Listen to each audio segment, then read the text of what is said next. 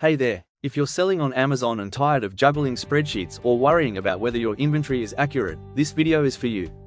In just a few minutes, you'll learn how to connect your Amazon store to Craftybase, so your orders and stock updates flow in automatically, giving you back your time and peace of mind.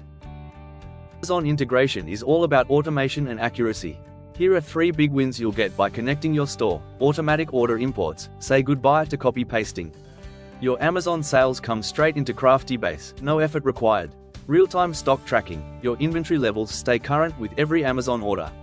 Smarter planning, you can make decisions with confidence, knowing your sales and inventory data is always up to date. Let's get started with our walkthrough. To start, let's head into your integrations area. This is where you can manage all the platforms you sell on. You'll see a list of integrations. Under the Amazon channel, choose your Amazon region, either Amazon US or Amazon UK. Next, sign into your Amazon Seller Central account. You'll be asked to give Craftybase permission to access your order and product data. Don't worry, we don't request any permissions we don't need or use. Once you have successfully authenticated the connection with Amazon, you'll pop right back into Craftybase.